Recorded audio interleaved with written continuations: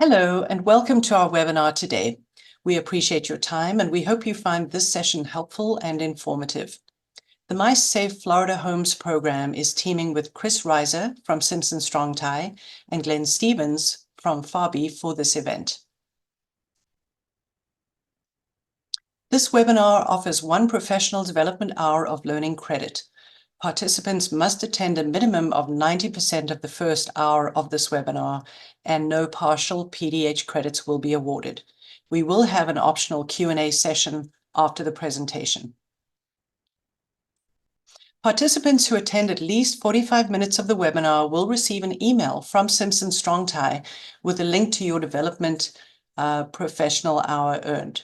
So if you need to leave early, it's not a problem because we're going to send you a link to the recording as well, and you can view that recording for credit. This email will be sent out later this afternoon. Now, just a little bit of housekeeping. We're going to mute all participants during the webinar. The control panel at the bottom of your screen may be minimized when you first launch Zoom. So to show this panel, simply move your mouse to the bottom of your screen. We're only using the chat feature to send out resource links to you. So go ahead and check that chat tab for any resource links, but please submit any questions you have using the Q&A tab. We're going to address those after the presentation. And just a reminder, a webinar recording will be available and emailed to you after the session. All right, so today we have Tim O'Neill from the My Safe Florida Homes organization. He's the driver behind today's event. He's going to give a brief overview shortly, but first, I'm delighted to introduce your presenters today. Chris Reiser is a branch engineer at Simpson Strong-Tie. He entered the construction industry in 1990 and has earned 2 engineering degrees, a BS in Civil Engineering from the University of North Florida and a BS in Engineering Technology from the University of Central Florida.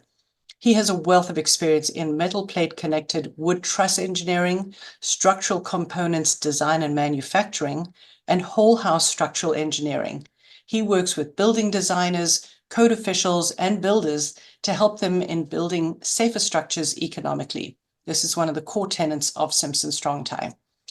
Glenn Stevens has over 40 years of construction experience. He has been a Florida state licensed contractor since 2004 and has educated over 2,500 professionals in construction and inspection practices, as well as inspecting over 4,000 properties so far. Glenn has worked as a project engineer, an estimator, and a safety officer for civil and structural construction firms. He founded G. Stevens and Associates, Inc. in 2011, and his company provides education and training to inspection professionals. He is a Florida-approved course provider for building code officials, contractors, home inspectors, real estate appraisers, and real estate agents and brokers. Glenn is a member of the Florida Association of Building Inspectors as a Fabi Master Professional Inspector, and he's the 2024 Vice President. He's also on the International Association of Certified Home Inspectors as a Certified Master Inspector, and he's with the American Society of Home Inspectors as an ASHI Certified Inspector. Finally, Glenn has published a training manual titled Hurricane and Wind Mitigation Methodologies. He currently manages over 80 courses for Fabi. Now, I'd like to pass it over to Tim. Thank you, Jennifer. Welcome, everyone. Glad you could join us today for our seminar, Keeping Your Roof On in Florida. And I want to thank Simpson and Fabi for partnering with us on this education process, and we hope you enjoy it. The My Safe Florida Home Program, hopefully everybody's heard about it. We're in our second year. We have distributed almost $500 million in grants. The program was created by the Florida legislature for the purpose of helping strengthen homes, with the purpose of reducing insurance costs. The My Safe Florida Home Program is the largest of its kind in the country, and it's really a bellwether, an example for the rest of the nation to follow. We are under the leadership of CFO Jimmy Petronas, who has been a guiding light for the program, and we want to thank him for his support and participation. As you know, in essence, the program provides free wind mitigation inspections. We've done over 100,000 across the state. These free wind mitigation inspections, we like to think of them as providing the homeowner with a roadmap for how they can upgrade their home on their own budget and their own timetable. We also supply grants up to $10,000 for eligible homeowners. And today's subject is keeping the roof on in Florida, which we all know is always a big concern. We are against blue tarps. So the stronger your roof, the better we are. And I'd also like to share, we had a couple changes July 1st.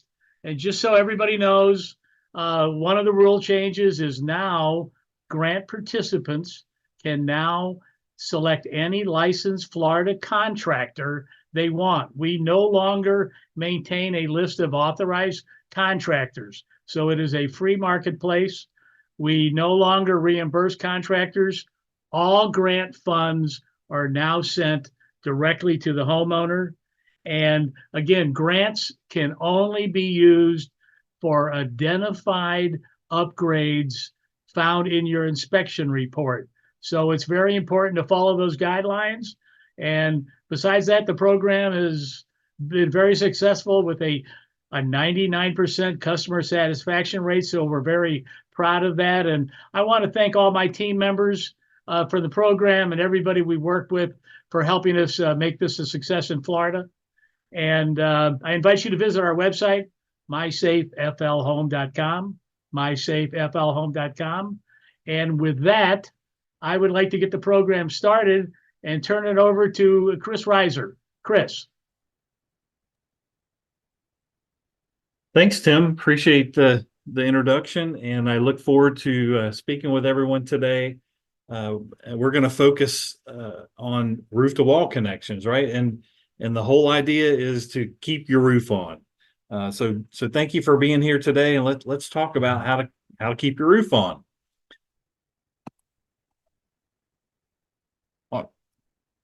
So I thought I would start off with a visual aid. We just many of us here in Florida just the other day we're sitting in our homes and you could hear the wind blowing and the rain blowing sideways with Hurricane Debbie that came onshore.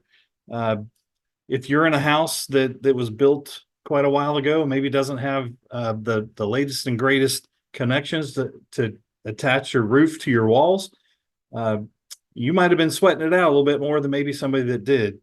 This video is a good side-by-side comparison of one home that was built and maybe had some toenail connections versus a home that has some more substantial connections attaching the roof to the wall. So let's take a look here. This is a laboratory setting with hurricane force winds. And you see that the home that did not have adequate connections lost its roof. We don't want to be sitting in the home when that happens. I think we'll get one more look from a different angle here.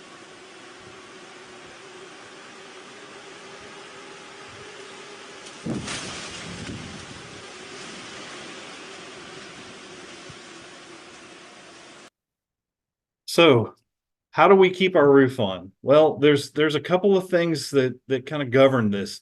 And in the Florida Building Code, the existing building version of the Florida Building Code gives us the bare minimum that we would expect a home to have to follow. This is what the code kind of looks like, the cover of it. And in Chapter 7, the Section 706 talks about what the rules are. So let's just take a quick peek. I don't want to read all this to you, but I do want to direct you to this code and to this section. Basically, the code gives us some parameters on what houses need to have this done, when that needs to be done, what needs to be done. So Section 706.8. Basically, roof-to-wall connections shall be improved as required by this section of the code. It goes on to say in 706.8.1 that, it says here the intersection of roof framing with the wall below shall provide sufficient resistance to meet the uplift loads. Right. And they give a table where you can kind of go see what those uplift loads are. There's also a prescriptive version in the code as well, and some other sections here. The prescriptive code references a minimum of a 500-pound uplift connection. So every single truss, every single rafter, if you don't have trusses, that touches a wall would need to be connected to the wall with at least one connector that's good for 500 pounds, or two connectors even that total of 500-pound minimum resistance. Okay. So that's the bare minimum, right? That's what the code says. So what does sufficient resistance mean? Well, whatever connector you're going to use, it needs to have a Florida product approval that basically the manufacturer proves to the state that this connector can be used in this particular application and will work to meet the 500 pounds or whatever its particular product uplift capacity is. It also needs to be properly installed per the manufacturer's instructions, and it should be installed in the proper orientation with the correct fasteners. As we move through that code, the writers of the code were kind enough to give some guidance to the folks that are doing this work, which I think many that are here today are the ones doing the work, right? It gives you guidance. It says we don't care how you retrofit the roof to wall connections. We want you to do it. You can go under the eave. You can come from above through the roof, or you can come from the interior side of the house. Right, and those are kind of all your options, right? You can remove the soffit and get up under the eave. I see a lot of folks remove the plywood right over the top of the wall so they can get down and get access from the top. And then, if you really want to work hard, you can come from the interior part of the house, commando crawl in the attic and try and install these connectors that way. The code gives some prescriptive solutions as far as what needs to be done. There's a lot of words here. I don't want to read all of them, but I want to focus on that minimum uplift capacity of 500 pounds, right? So that's 500 pounds at every truss to wall connection is what we're talking about here. That's the minimum that would be required by the code. If you have a masonry wall, still the truss to wall connection, minimum uplift capacity of 500 pounds. Right. Now we talked about the code, but for the My Safe Florida Home program, they use this form, 1802 is what we call it, the wind mitigation verification form. It's authored by the Office of Insurance Regulation, and section 4 of this form talks about the roof to wall attachments, and they give some additional criteria that you need to meet in order to qualify for their grant money, right? And so I want to make sure that we don't misunderstand. There's code requirements, and then there's additional types of connection requirements that need to be met in order to satisfy the needs of the program. And there are 4 different attachment types: toenails, clips, single wraps, and double wraps is kind of the definitions. And I'm going to let Glenn later talk a little bit more about the particulars of these, but you can kind of see here, there's a checkbox for each type, and it would be up to the installers to make sure they're installing the proper connector that would meet the definitions of these, and then up to the inspector to make sure that they qualify based on these. These 4 different connection types, they're defined even more so in the wind mitigation loss study that was commissioned by the Florida Office of Insurance Regulation. And here they provide us with some additional definition in more detail than what we find on the 1802 form. So if you really want to dig deep to understand what the full definitions are of these connection types, this is where you could find it. The 2008 ARA Wind Mitigation Loss Study This study can be found on the internet at the Florida Office of Insurance Regulations website.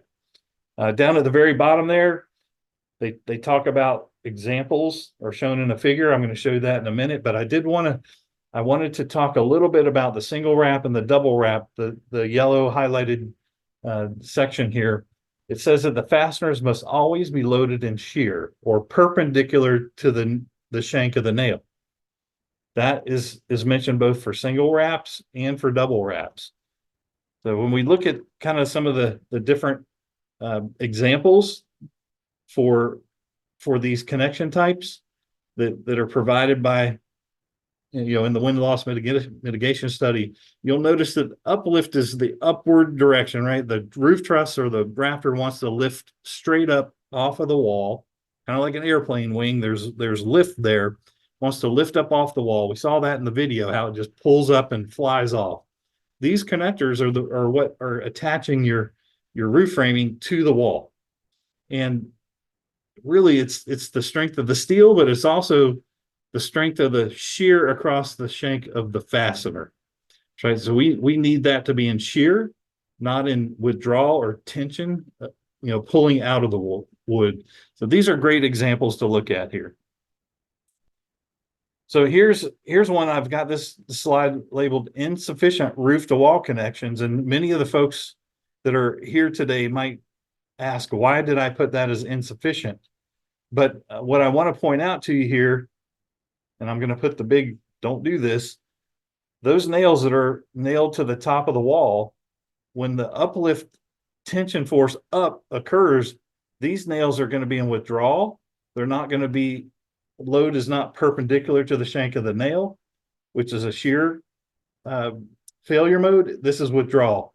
Nails can pull out of the wood much easier when they're being pulled out versus when there's load going across the shank.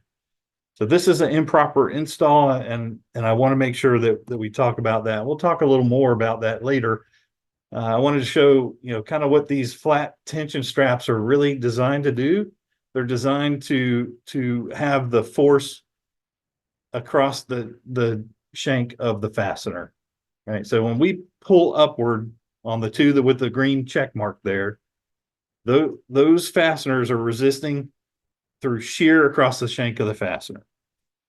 Unlike the picture on the left where those nails are going to be in withdrawal. Okay. So I wanted to share with you today some of the resources that Simpson has for connectors. We have a technical bulletin, connectors for Florida hurricane mitigation retrofit when re-roofing. So we do offer quite a few different types of connections. It's a 2-page document. It's one of the resources that we put in the chat. So you should be able to see some links to some of those resources. This is one of those, and I just want to dial in on a couple of them, kind of one-on-one here. So here's one very popular. I see a lot of folks use. It's called our Hurricane Gusset Angle for Masonry, HGAM, and it applies to the top of the wall with our Titan Turbo concrete anchor screws, and then some SDS wood screws into the truss. This is good for 810 pounds of uplift. Remember, the code says a minimum of 500 pounds. So now every truss, if you use one of these, is exceeding the code minimum uplift requirement. We also have some other options. These apply to the side of the wall, which isn't always ideal, especially if you already have like a stucco or a siding on the side of the wall. You have to deal with those, and I know that's difficult, but here's another option, our twist strap. Again, these in uplift put those fasteners in shear across the shank, and that's important. That was part of the definition of the single wrap, double wrap, is that those fasteners need to be able to resist the uplift load through shear across the shank. So the MTSM, that's a twist strap, or our HM, which is more of a U-shaped connector, would accomplish that. 830 pounds for the twist strap, 760 pounds for the HM9. Again, both exceed that 500-pound capacity. And this is for a masonry or a concrete application. Simpson also offers similar products for wood to wood. I actually reside in the Northeast Florida market, which is a wood frame market. So we have trusses that sit on wood walls, and here's the HGA. It's not for masonry, has different hole sizes, but it's made for wood to wood. And this would offer a 650-pound uplift capacity, again, exceeding the 500 that would be the code minimum. And again, the side applications, very similar. We're going to exceed those minimum 500-pound capacity requirements in the building code. And then I'll just quickly say that in some parts of the state where they do use masonry, sometimes they'll put a wood plate on top, and we can offer some solutions for that as well. So let's just take a quick peek at some of the questions I get almost on a daily basis recently. And that's how do I attach the roof to the wall in order to meet the guidelines on the 1802 form? And I think there's a lot of misunderstanding about single wrap, double wrap, and what that means, and some interpretation of those definitions. And so here's a very similar picture to what we saw earlier. The plywood was removed to expose the truss to the top of the wall, so it's easy to get to. And then we're taking flat tension straps and we're attaching them on the top of the wall, bending them up and over the top of the truss, and putting the fasteners that are attached to the wall in withdrawal. These are not proper applications and should not be installed this way. Here we've done it on both sides, so it looks like, is this a double wrap? Here's one that went up and over on both sides for the single. Again, those are in withdrawal and would not meet the definition for a single wrap or a double wrap. And then here's another one. These are our twist straps, the ones that I showed earlier that would attach to the side of the wall and then wrap over the top of the truss. If somebody has taken the twist and flattened it out and then bent this up and over the top, again, those fasteners at the top of the wall are in withdrawal and will not meet the criteria and definition of shear across the fastener. So the question is, if you do this, can you check the double wrap or the single wrap? And the answer should be no. And I think Glenn will talk more about this from the inspector side of point of view on why. But again, I've tried to really stress that you have to have shear across the shank of the fastener in order to meet the definitions here. So here's the HGA, HGAM connector, and this is a proper install. It's been designed to work this way, and this would get hopefully a check on the inspection form from your inspector. So as I'm wrapping up here, I just wanted to thank you for giving me the opportunity to talk about this a little bit. Adding retrofit roof to wall connectors will definitely add strength and safety to your home, right? We want to do that to keep that roof on in the presence of hurricane winds. We want to properly install those connectors to make sure that they will do the job that's being advertised. And when we do it during a re-roof, it's more cost effective, right? You're already there. It's just a little additional labor to install these because you're already messing with the roof, and it's a little easier to get to from the top while you're there. The MySafe Florida Home program does offer grant money, which is great, right? So that helps offset some of the additional costs of doing the retrofit connections. And we hope that more and more folks will see the value in adding and strengthening and adding safety to their homes. You want to do it now before the hurricane gets here, right? And then there's also, when you do this, there's potential homeowners insurance premium reductions. And as a fellow Floridian who has to pay homeowners insurance, this is a big one, right? And we want to make sure we can take advantage of those. So let's keep our roof on, folks.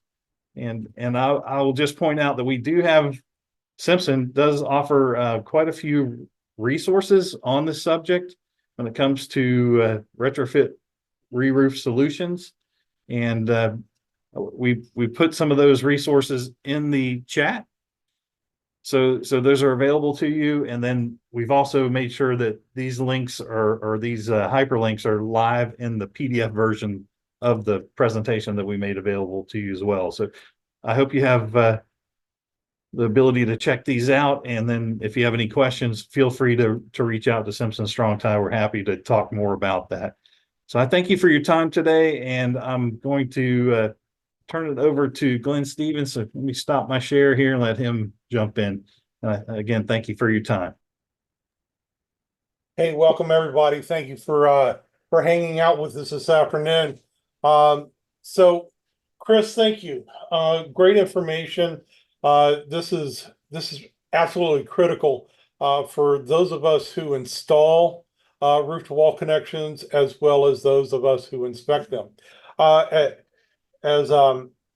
As Jennifer said earlier, I am Glenn Stevens. I'm the current vice president of the Florida Association of Building Inspectors, FABI. I've been doing this for a little bit. I am a state certified residential contractor, roofing contractor, and a FABI master professional inspector. With that, I really take an opportunity to try to educate as many people as I possibly can on how to properly perform a wind mitigation inspection, as well as for the contractors, how to properly install the items that are required. So as we go through, as Chris was saying, we really want to look at the roof to wall attachment and what is its purpose of the roof to wall. Well, it's quite simple. To keep the roof in place. Some of our older homes do not have an appropriate connector, and so as a result, these roofs do come flying out. We want to keep the roof from flying off during a wind event. As Chris mentioned earlier, we do have the wind mitigation form. This is the OIR B1 1802. This is the standardized form that all home inspectors or insurance inspectors will utilize. Every insurance carrier in the state is required to accept this form as it is a statute item and for those regulatory items. The roof to wall connection, we look at these and it clearly states, what is the weakest roof to wall connection? It's pretty straightforward. Every roof connector must have a device connecting that truss or that rafter to the wall structures. So we look at that, and the form pretty much clears it out for us. Toenails, which is some of that old wood framing construction that we've done way back in the 50s and 60s. As we get into the more modern types of reinforcement, we get into the clips. These are basically metal connectors that attach to the structure and then to the truss system. And Chris was kind enough to show some of those details about that Simpson offers. With the single routes, this is one of your better connectors, and for most of the new construction that's happened here in Florida, that's pretty much where all we're installing are a metal connector that's embedded into that concrete block wall or nailed to the top plate of the structure and wrapping over that truss or rafter system. For those of you down in South Florida, the double wraps is a similar scenario by which those connectors are coming up out of the wall or off the wall and wrapping over the truss rafter system in opposition of one another. And those are really the 4 items that I'll discuss through my portion of the presentation. As an inspector, we look at this. This is one of those older rafter systems, conventional frame structures. Here we've got the roof rafter and then the ceiling joist, and we can actually see where the nails are used to drive down into this top plate or this header board for this construction. And that really gives us just a toenail connection. And far as an insurance discount is concerned, the insurance companies do not provide any discount to these items as there's just not enough uplift protection with nails and wood. Here we have a metal connector that is properly embedded into the concrete. Unfortunately, the contractor only added 2 nails at the time of the house was being built. And with that being said, in accordance with that form, this is only a toenailed connection. This is the minimal uplift requirement, and it does not provide any discounts to your insurance policy. Here we do have a metal connector that is wrapping over that truss system. We have a single nail in the face and then a nail coming in on the wrap section on the tail portion of it. But again, according to the form and those definitions, it only has 2 nails and therefore is only a toe-nailed connection. It's absolutely critical that we understand that 3 nails is the absolute minimum for any connector in order to receive a discount. Here we've got one of those older straps again. It has been folded back onto itself. We know there's at least 1 nail up here at the top underneath the fold, and then we have a nail here. And again, we're looking at the opposing sections. And again, single strap with only 2 nails gives us a toe-nailed connection. There's no discounts associated with this in any way, shape, or form.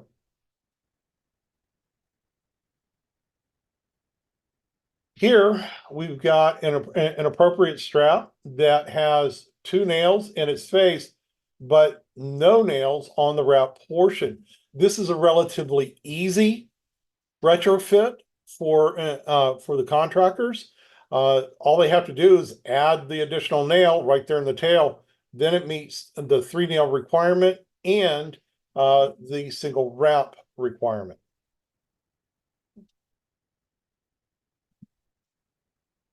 Here we have a homeowner who tried to do a retrofit on with metal clips. Unfortunately, they did not properly install all the nails. If there's a hole, you should probably throw a nail into it. So again, the requirement is a minimum of 3 nails.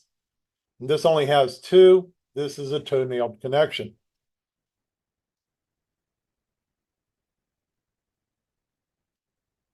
Here we have a metal strap and we actually have 3 nails in it.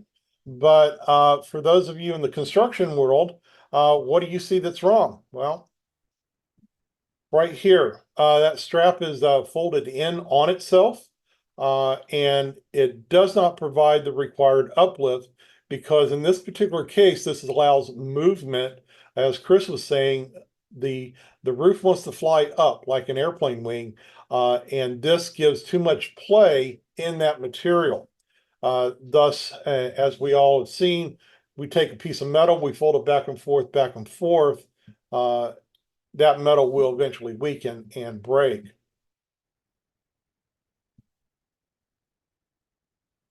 We talked about having a connector on every roof connection. In this case here, we have a metal connector on the roof rafter, but we do not have anything on the rafter next to it. The weakest connection in this case is a toenail. So that's the way it would count. So as the roofing contractors are doing these verifications or checks to see if roof to wall connections are present, this is what we really need to be looking at as well. Not just whether or not one connector is there, but a connector on every truss or rafter system. Oftentimes with those rafters, we'll see that a roofer or someone has attached the metal clip to the ceiling joist.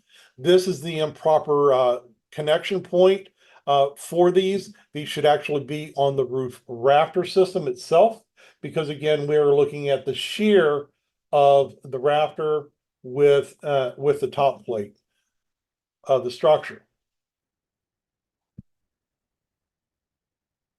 So as I stated earlier, in order to meet the proper criteria, that connector must be connected with at least 3 nails and attached to the top plate of the wall framing or embedded in the concrete bond beam with less than a 1/2 inch gap.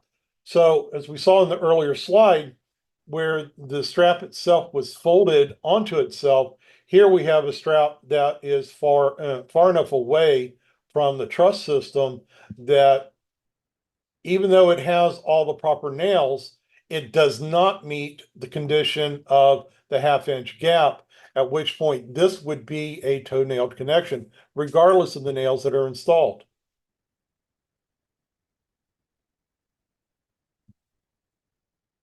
Here we have your standard metal connector. It has 4 nails. And whatever nails that we see up here on the truss system, these nails should also be here on the wall section. Unfortunately, in many cases, these are hidden underneath drywall or behind the structure itself. So we have to make a safe assumption that if there are 4 nails here, there are 4 nails in the wall section. This will provide your most basic discount for the insurance carriers. This is an important element. Depending on where you are in the state, there may be a significant difference in savings from having a clip in this scenario to having a double wrap. Those in South Florida, a double wrap is going to give you your absolute best discount. For those in Central Florida, basically along the I-4 corridor, having a metal clip or a single wrap, the credit from the insurance companies may be relatively light, or there's a small difference between the two. So upgrading to a single wrap may not necessarily be required. That's where you want to talk with your insurance carrier. Here we've got a metal strap with 3 nails, but it does not wrap over the truss system. It is properly embedded. And with that being said, it counts as a metal clip as the appropriate connector. Here is a properly installed single wrap. We have the metal connector coming out of the bond beam, going up and wrapping over the truss system.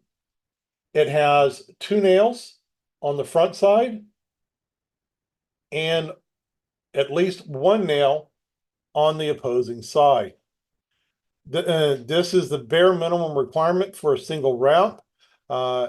And what we're seeing is cost-wise, this is one of your greatest savings across the state from the insurance.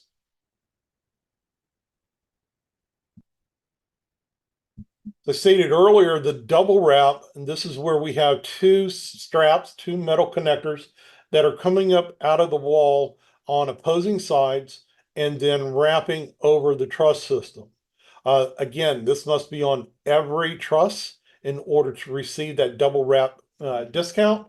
And if you're in South Florida, this is really the best that you want to see. Another item that's being used in some of the photos that Chris was showing, is really the attempt that the contractors are trying to emulate is what we call a Sanibel strap. This is where that connector is connected to the wall. The wrapper or truss system is laid in place, and then it's connected on the opposing side. Nails are not required in the truss or rafter system at all. As long as they're inside the wall here, that counts as a single wrap. But again, that strap is designed for this type of installation, and it keeps the nails in shear. So if it pulled upward, those nails are holding it in place. Here we have two straps that are coming out of the bond beam and wrapping over, but they are not in opposition of each other. This would still count as a single wrap install, because again, we go into what the form is asking for on either side of the truss wrapper, where each strap wraps over the top of the truss and wrapper.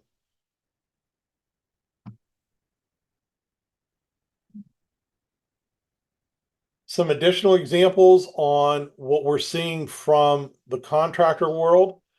Here we have a metal strap, and the contractor went ahead and added a third nail in between. And this is all well and good. Unfortunately, following the Simpson standards, this connector does not accept a nail being applied in a non-penetration or a non-hole designed by Simpson or by the manufacturer. Here, the contractor added it after the fact, and technically speaking, it negates the criteria from the manufacturer. It would still meet the insurance carrier's requirement because it does have three nails, but it does negate any warranty or any engineering element in this particular connector. So this is something that we just don't use. So changing gears a little bit, and going from our roof to wall connectors, let's talk about roof deck attachment. This is that lovely plywood or dimensional lumber that provides a sound substrate to the roof system. And here's an example from Hurricane Idalia just last year. In this particular house, the entire roof system got pulled off. We actually found the roof system scattered throughout the area, and part of that roof system did hit a house about a block or so away. So having a properly attached roof system, roof deck is absolutely critical for not just the trusses, but into the roof deck itself. This too is an area on the wind mitigation 1802 that form, and it clearly, again, what is the weakest form of the connection? Now, after 2007, roofs that are being installed or re-roofed under the existing building code, they were all now required to be re-nailed, and that's where you'll see these requirements from your contractors, for you homeowners, where they're saying that they're re-nailing the roof deck to 6 inches on center. Well, that's actually required by code and has been since 2007. So here, this is actually providing an appropriate connection for those deck panels. Historically, we use framing staples or 2-inch long nails. We just do not do that anymore. Here with new construction, and since 2001 or the 2002 building code, we've been using the ring shank nail. These are about a 2.5-inch long nail. It has these lovely rings in it, and they're quite difficult to pull out once they're installed. So this is the best form of connection for us today. And when we do these inspections, as an inspector, we've got the necessary tools that we can use we can verify these connections from the attic side. And you'll often see us carry a particular tool, a metal connector. Most will carry this larger device called an MT6. And that's used to try to identify where those nails come through.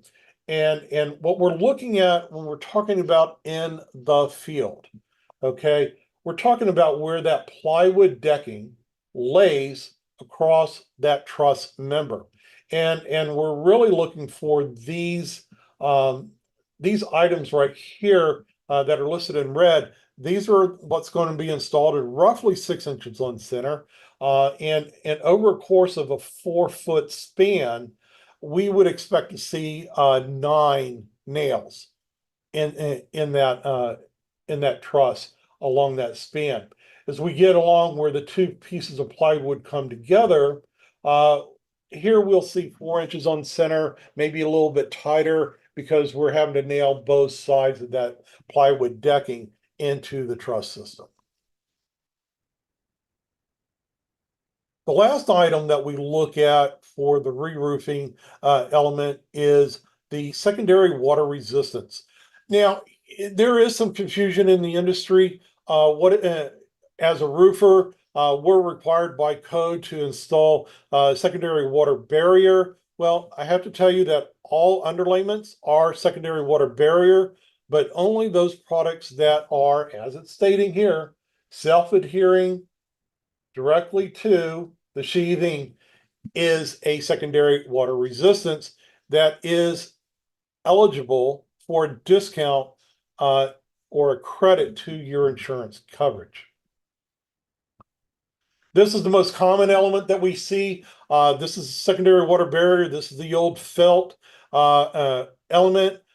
If that material is nailed directly to the roof decking and there is no self-adhered product in between, this does not count for a discount with the insurance carrier, and it just doesn't meet the criteria because it allows for that roof material in the event that it gets pulled off, as unfortunately some may have seen during Hurricane Debbie in this past weekend.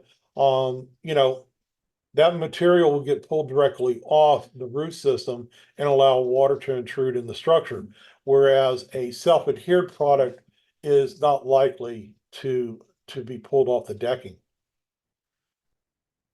Again, we're using a self-adhered product here, and there is nothing wrong with making this installation this way. Unfortunately, the insulation board that's used to build up and create insulation in between the exposed roof deck and the underside into the structure is all well and good, but it too is mechanically fastened to the deck.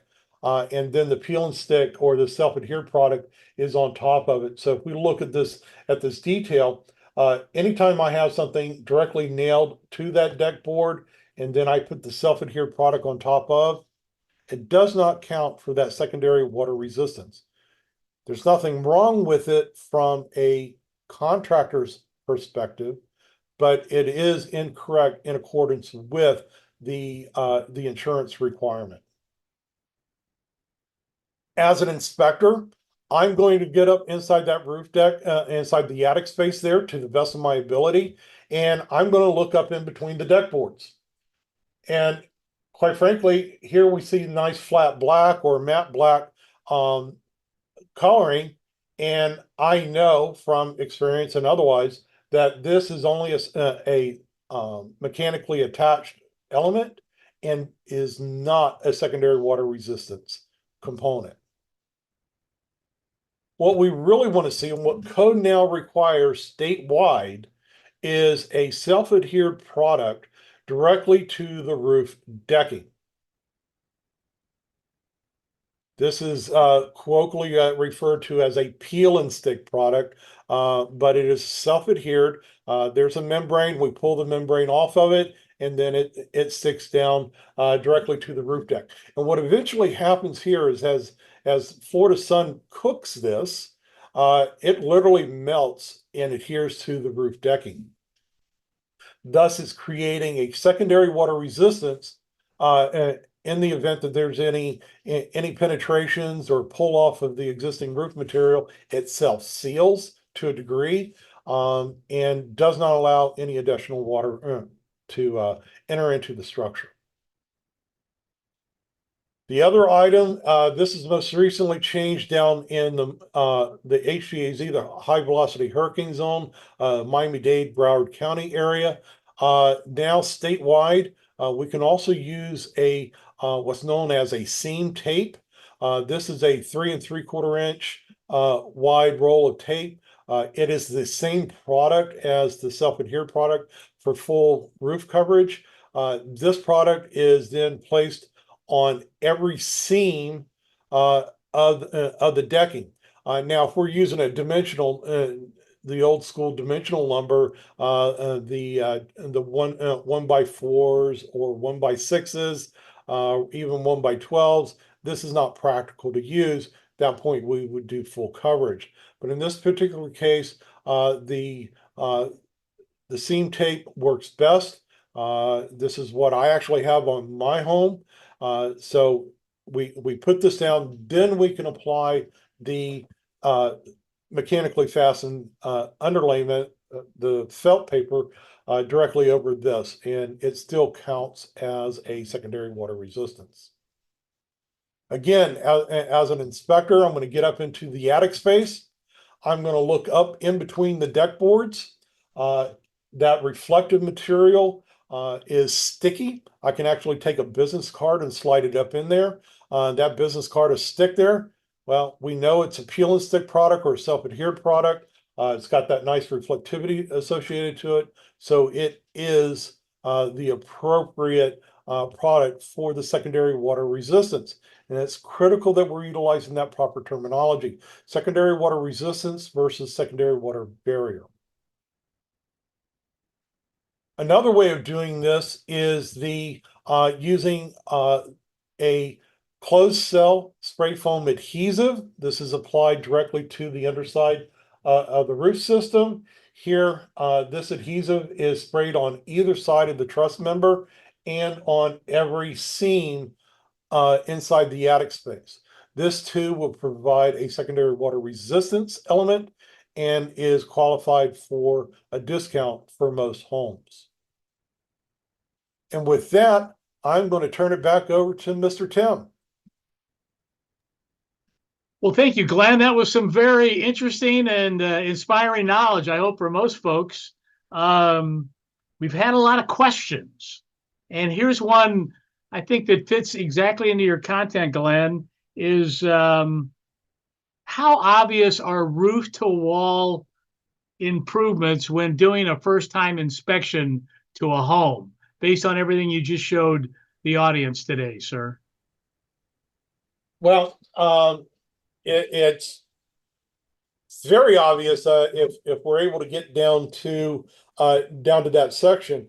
Most of us are using what's known as a camera pole or a camera ferret, where we're able to take that camera down to that roof to wall connection. It could be anywhere between 2 feet away to 20 feet away. So having the ability to get out to that roof to wall connection to properly document it is critical. You know, one of the recommendations that we try to make is homeowners, please give us clear access into your attic space. And if you've got a lot of personal items in that attic, well, try to give us space to get up in there to get those pictures because this is actually one of your largest discounts from the insurance company. So we want to be able to see what you actually have. Thank you. Good answer. Well, hey, why don't we move into Q&A right now?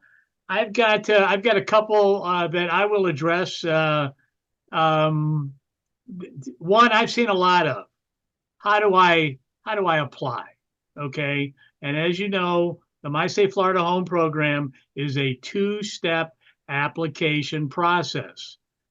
Application one, you have to apply and receive a wind mitigation inspection from the program.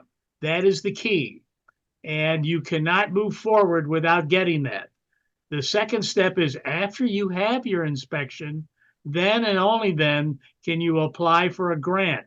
People do not understand this many times, and I want to make it clear. Also, too, currently we have already run out of first-time inspection monies.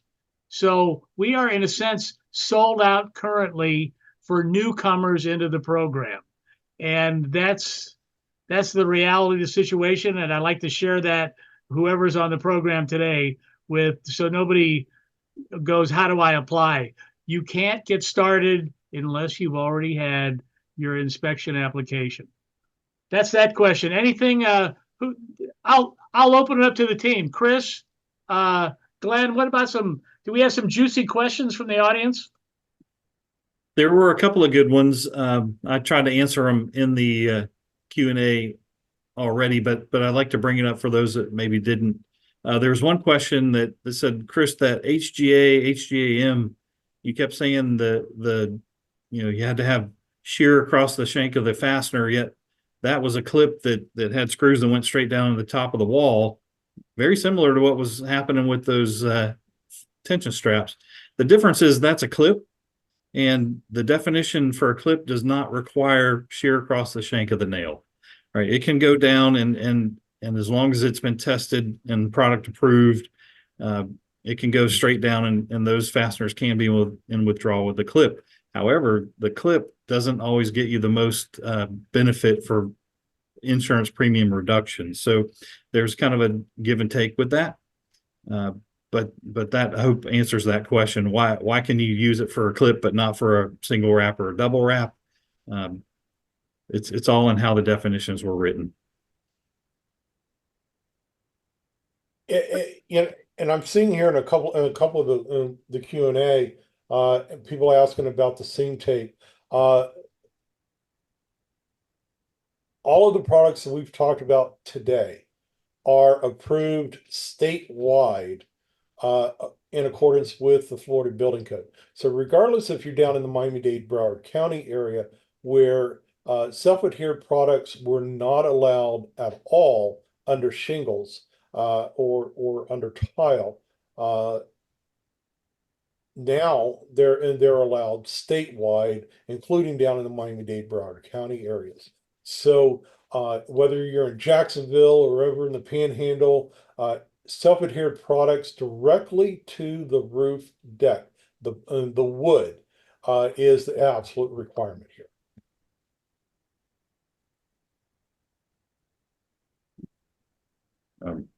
Trying to answer questions as they come up. So sorry for looking away here. I saw an interesting one. A gentleman said, "What if I install them myself?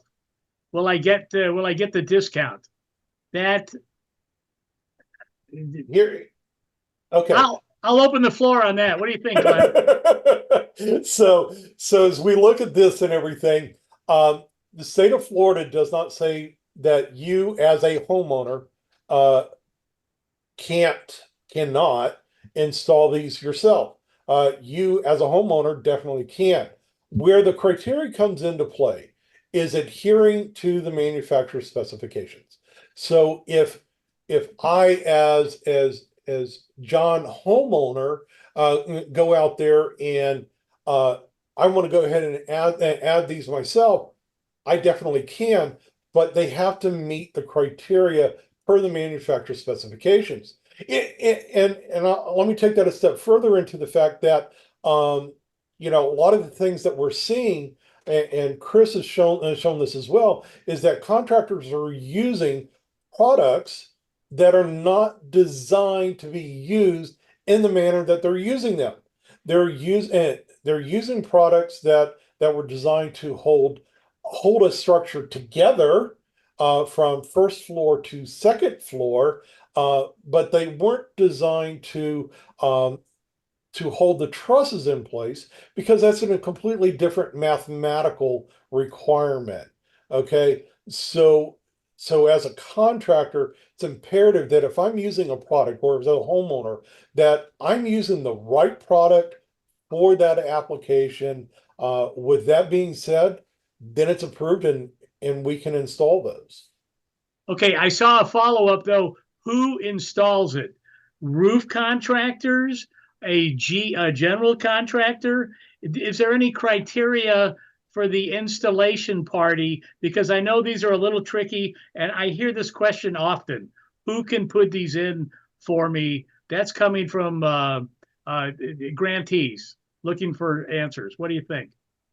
So, according to scopes of services under the Florida Building Code, uh, any roof to wall connection is supposed to be installed in accordance by a Division One contractor. These are your residential building general contractors. And it's not that roofers are not allowed to do it, it falls outside of their scope.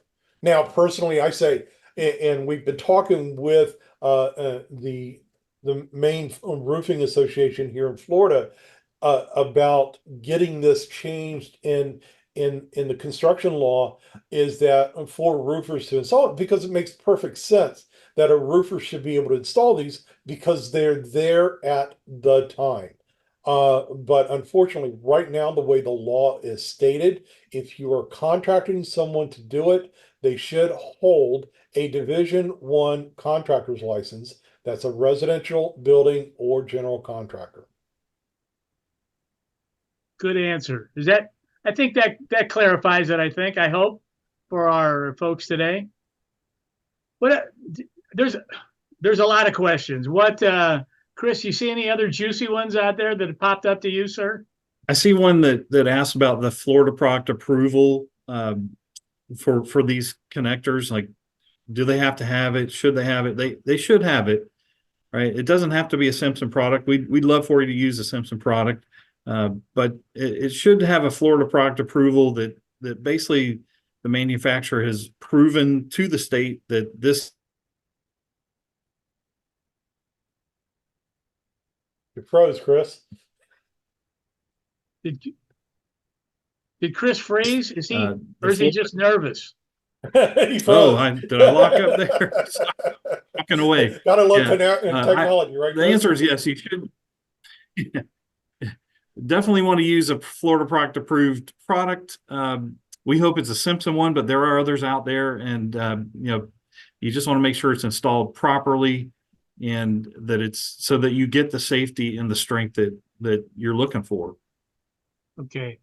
And don't we all agree installing roof clips correctly is a great bang for the buck. You get discounts on insurance. It holds your roof down. It's a smart move for most homeowners. Would you agree with that? Yeah, who wants to be in the house where the roof flies off like we saw at the beginning? Nobody, right? We all want to feel safe in our home, and this is one way to increase that safety.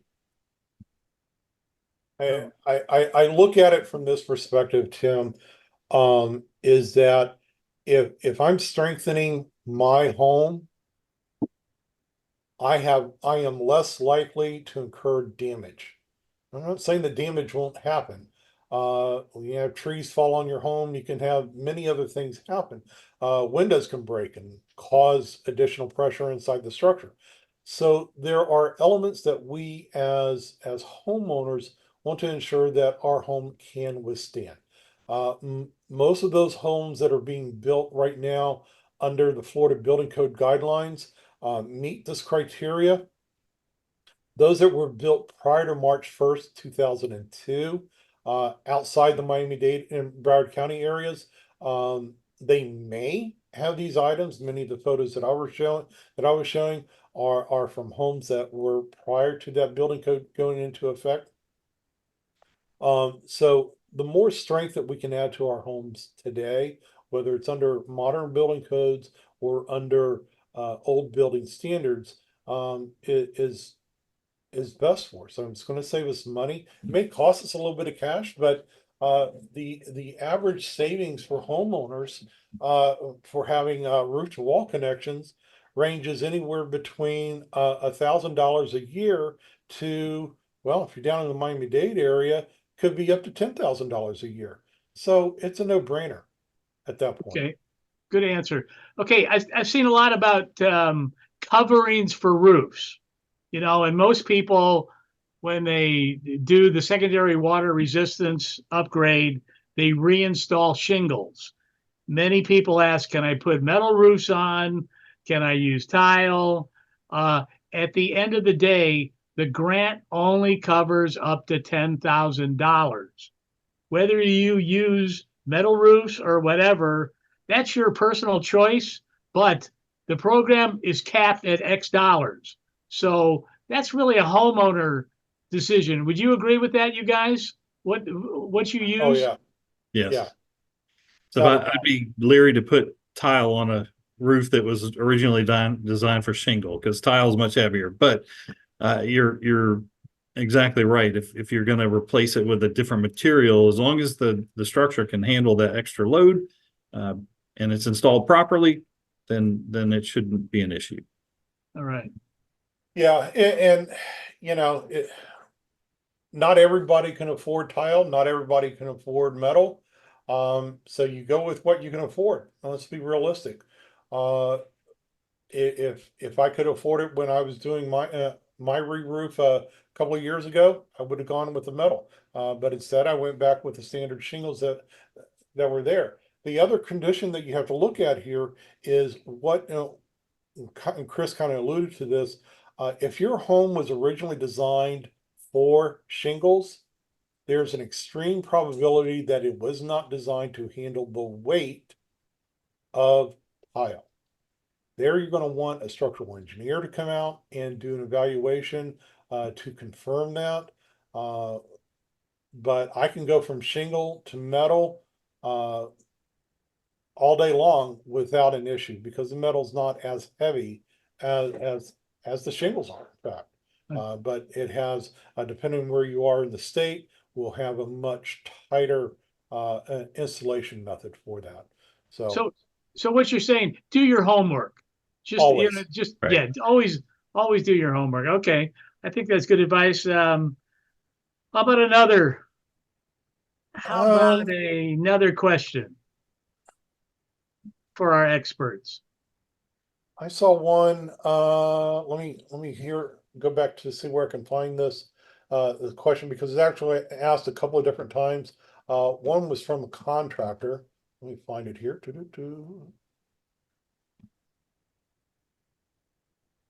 I've got one here real quick while you're looking for that. Okay. Jacqueline Whitaker. Can I apply the grant to either roof or windows? They give me 10,000. Here's the key. You can only do upgrades identified on your inspection report. How you break that up is your decision, and we want everybody to see their free wind mitigation inspection report as truly a roadmap to what you can and should do. But we also say, talk to your insurance company, find out what they recommend. This is really, folks, do your homework and get multiple bids. Do what's best for you and what you can afford and what your priorities are. So, Jacqueline, I hope that answers your question. You can basically do what you want depending on your report. Go ahead. I'm sorry, Glenn. What's the question? That's fine. So a roofing contractor asked this question and everything. And his question is actually related to the value of the home. So Florida Building Code states that if a home, the value of the home is either insured or appraised greater than $300,000, they are required, before the first roof inspection happens, to have an inspection done by a Division I contractor. That's a residential building general contractor within the state, to determine if the home already has roof to wall connections and do they meet the standard for that to happen? Okay, so they wouldn't have to they wouldn't be required to upgrade. Furthermore, it goes in and says that if, let's say the home has a toenailed connection, that home would then be required to upgrade to a roof-to-wall connection if the cost of that retrofit, the roof-to-wall connections, exceeds 15% of the total roof replacement. So as long as it does not exceed that 15%, roof-to-wall connections are required. Okay, good. Okay, good point. Okay, I've got one here several times, questions about payments to contractors. Let me clarify that. July 1st, the rules changed. Last year, we reimbursed contractors for low-income grants. This year, the legislature changed the rules. This year, all grant dollars, matching grant and low-income grants, are paid directly to the homeowner. And what that really means, I think, is from a contractor's point of view, treat everybody the same, do your business model, and it's okay to tell people no if you don't want to do their job. But bottom line is this: the agency is no longer sending checks to contractors. That is between you and the homeowner, and the program is like Switzerland. We are neutral. We need to stay out of the relationship between homeowners and contractors, which usually goes well. But as we all know, knowing people as they are, every once in a while, something happens. So anyway, I hope that answers the how do we get paid question. Yeah. One question that comes in, that has come in is asking about which is better, full coverage, self-adhered product, or seam tape.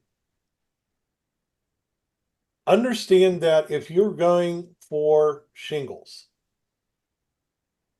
a full roof deck coverage of secondary and self-adhered product may not be the best route for you. Now, almost every roofing contractor is doing that today without a thought. It is much easier to install.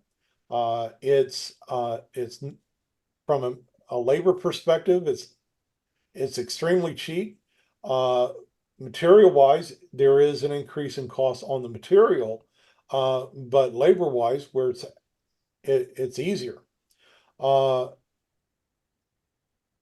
Whether you go for the seam tape or the self-adhered product, it's really up to you and what your funds can support.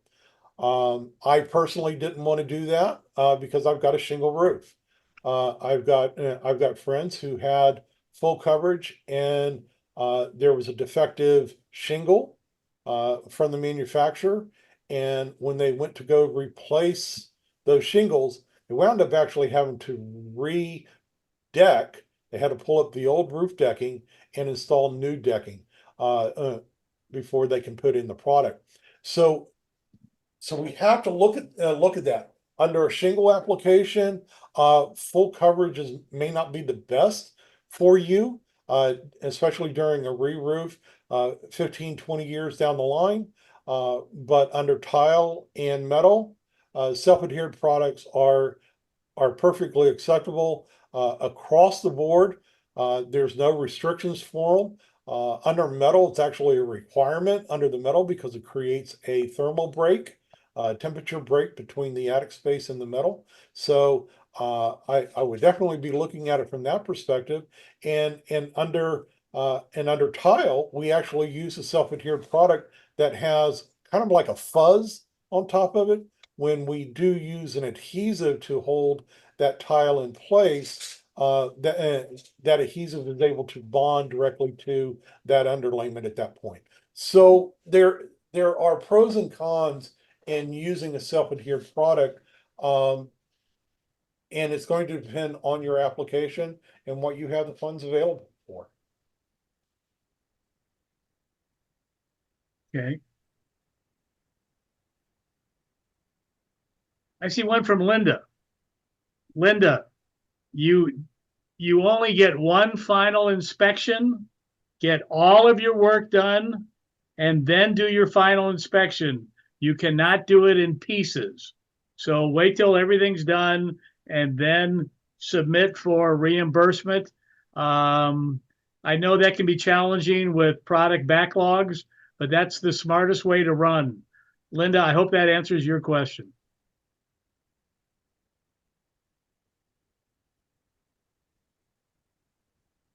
Okay, how we doing on time? We got I think we got time for a couple more. What do you think? Yeah. Then we'll wrap it up.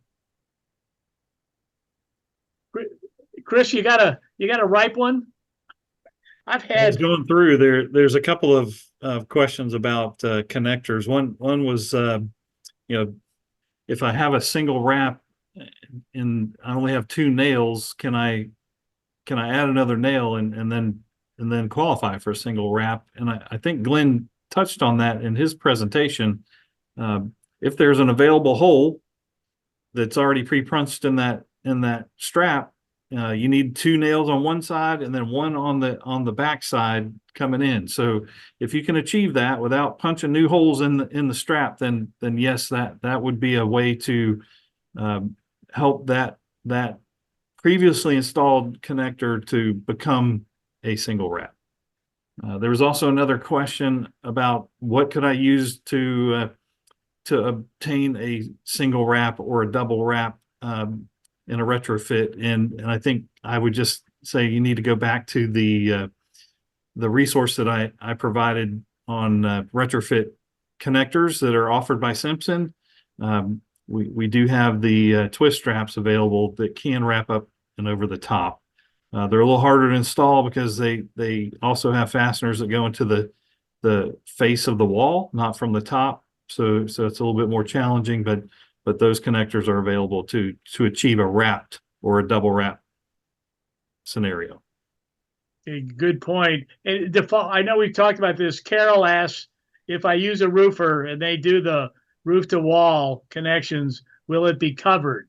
And again, I get this question a lot. Let's repeat our answer. Glenn, you want to take this one? Yeah.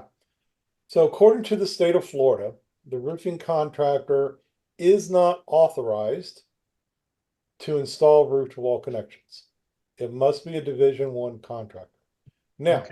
if that Division I contractor is overseeing it and signing off on the project for the roofer, then that is perfectly acceptable. Your jurisdiction, your permitting authority may allow the roofing contractor to do that within their jurisdiction. But in any event, according to the state of Florida, a Division I contractor is the installing authority under scope of work. Okay, then the scenario that Chris just talked about, if there's a hole and you add a nail and then and then it becomes a successful strap. If the roofer does that under the supervision of a GC, is that kosher? Does that work? Yeah, at that point, the Division I contractor is not required, because all the roofer is doing then is adding the nails to the device as it was designed. So that does not require a Division I contractor. Where the Division I contractor comes into play is the installation of a new product. Okay, good. Okay, good point. So putting the nail in like Chris described, that's different than installing, let's say, clips for the first time, correct? Correct. Okay. All right. And I think the intent there is that they want somebody that's fully qualified, licensed to choose the product and make sure it gets installed properly. I'm not saying that a roofing contractor wouldn't have the ability to do that, but I think the way the law is currently written, I think that's the intent, is that they want somebody with a would you say it was a Division I license that Right. it would, be on the hook for that, right? Yeah. Okay. Because understand that anything from the roof decking upward belongs to a roofing contractor. From the roof decking downward belongs to a Division I contractor. And so one can say, well, I'm a roofer, I can replace all the roof decking. No, you can't. As a roofing contractor, I'm only authorized to replace up to 25% of the roof decking. Once I exceed that, I now have to step in and bring a Division I contractor involved in that. Now, again, some jurisdictions do allow that, but if we're following statewide building code, that's a Division I contractor's responsibility.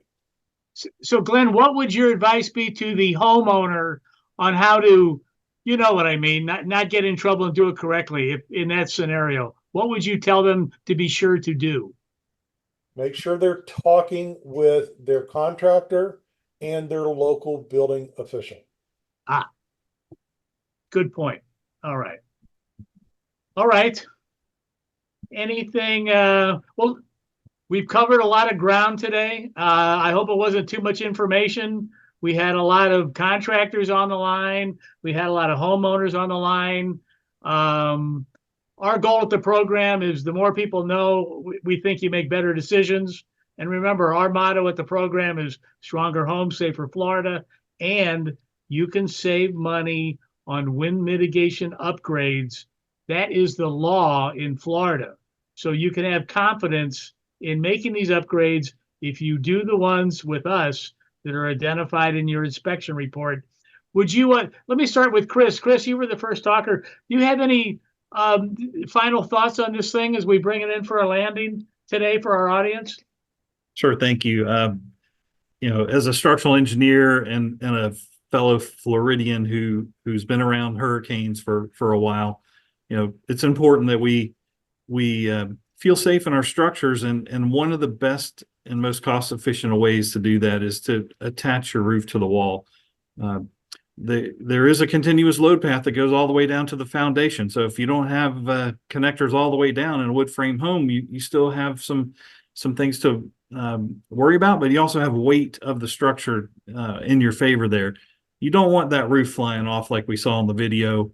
You don't want that. That's the worst case scenario and very dangerous. So I hope that for the homeowners that are here and for the contractors that install these parts, that we remember that safety is number one, and we want people to feel safe in their structures. We're in harm's way with hurricane winds in Florida, and this is one of the best ways to help prevent structural damage of catastrophic failure. We don't want that. And so I appreciate you partnering with us, Tim. The My Safe Florida Home group is doing a great job to help bring these older structures up to a more modern structural capacity and bring the safety in. And Simpson's here to help in any way we can to support that. So thank you for that. Thank you, Chris. Glenn, any final wrap-up thoughts from you? Always verify your contractor. Go to myfloridalicense.com, enter in their name, check to make sure that they're legit. Talk to your local building officials. Make sure that what they're doing is correct. And that goes beyond talking to the salesperson. You want to talk directly to the contractor. The salesman many times are just trying to close a deal. Does that sound correct? Yeah, and nothing against the sales rep or the estimators. That's their job. Their job is to bring in the dollar for their business. And but the conversation with the license holder, every contract, every invoice is required to have the contractor's license number on it. That is law. So you look at that contractor's number. If it is a CRC, that is a certified residential contractor. CBC is a certified building contractor. CGC is a certified general contractor. And a CCC is a certified coverings contractor or roofing contractor. Okay, and that's where those initials come from. So look for those numbers on the invoice, on your quotes, on any of their advertising elements. They're required by law to have that license number approved and published. Good point. And don't we all agree for homeowners, get more than one bid? You should always get multiple bids before Always. doing any work, correct? Absolutely. All right. And It's a don't go buyer's with the market. cheapest and don't go with the highest. Go with someone that you've done your research on. All right. Well, I think with that, I think we'll wrap it up. Our contact information is up here. MSFH outreach at My Florida CFO. Send me any questions. We appreciate everybody's attendance today, especially Chris and Glenn for the excellent content. We really appreciate it. We hope everybody enjoyed the show, and we hope this is the just the beginning of sharing usable information with homeowners in Florida and the construction community.